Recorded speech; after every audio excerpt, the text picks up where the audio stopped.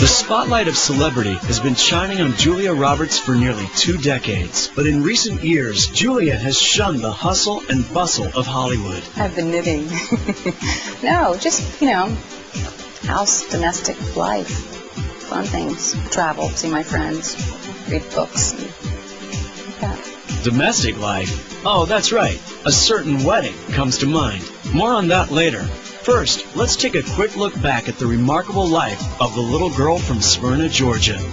When I graduated from high school, I'm from a small place. I knew there was something out there, and I didn't really know what it was. She was born Julie Fiona Roberts. That's right, Julie, not Julia. I drove to New York, and I didn't know what I wanted to do. I didn't know what I could do. Julie figured it out pretty quickly. She switched to Julia. There already was a Julie Roberts in the Screen Actors Guild. By the time she was 21, the ambitious actress already landed roles in movies like Satisfaction and Mystic Pizza.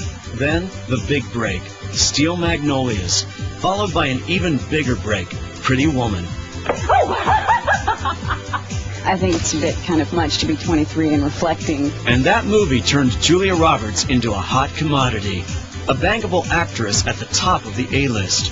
Next came films like Flatliners, Sleeping with the Enemy, Hook, and Dying Young. And somewhere in there, the world became obsessed with all things Julia. The pace of my life is set by me. And if it goes too fast, then I've created that. And in which case I would then slow it down. So she did. In 1991, at the height of her popularity, Hollywood's most sought-after leading lady took some time off. It wasn't really like I sort of announced, I'm taking a vacation, right. National holiday, Julia Roberts is taking a vacation. The vacation ended in 1993 with the Pelican Brief, but the really big Julia news that year was her surprise marriage to country singer Lyle Lovett. The marriage ended 2 years later. In 1996, Julia had 3 movies in theaters, a musical, Everyone Says I Love You, and a pair of period pieces, Michael Collins and Mary Riley.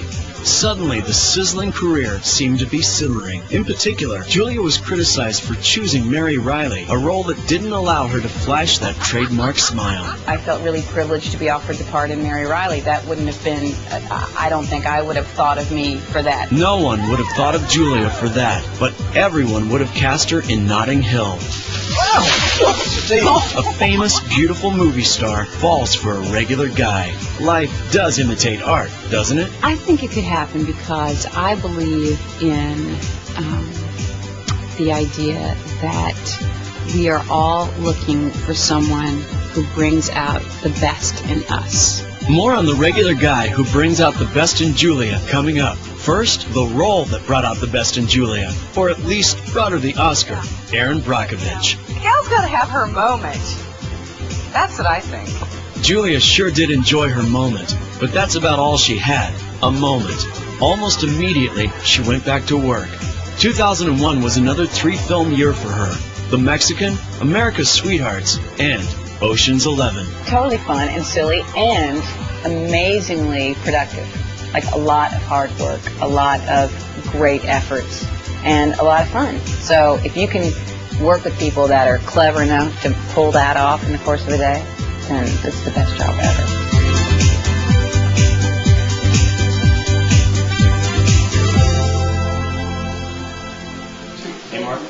December 2003, Mona Lisa Smile. The story of an idealistic art history teacher at a women's college in the 1950s. The students were played by an impressive supporting cast, including Kirsten Dunst, Maggie Gyllenhaal, and Julia Stiles. To have such strong,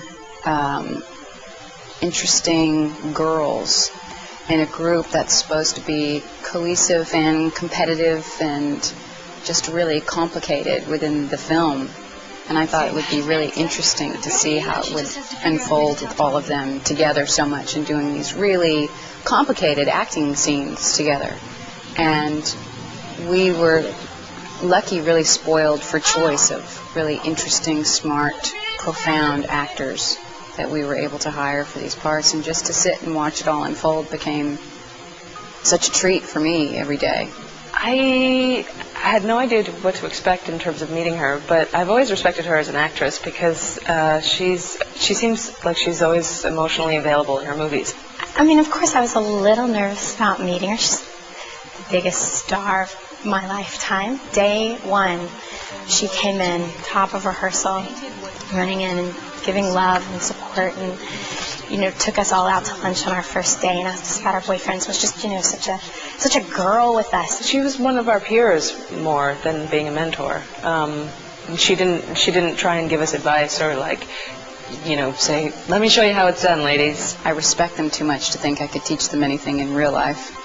Honestly, they were pretty smart girls. We had a lot of fun. I mean, Julia taught everybody how to knit. It was a beaming day when I walked into the classroom, and all the girls who were in there before I had gotten there all had their knitting on their laps, and were kind of chatting and knitting, waiting for the day's work to begin.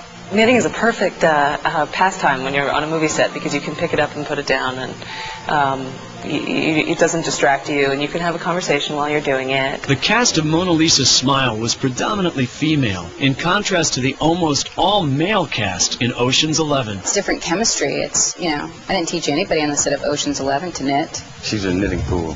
Stole my sweater once. I think she ought to knit me a new one. Working with Brad and George and those guys, there's a whimsy to that, and there's also a familiarity when I work with Steven Soderbergh. We know each other really well, so it's the individual. It's about the human being themselves as opposed to if they have breasts or penis. I don't think that's really a factor in being an interesting individual.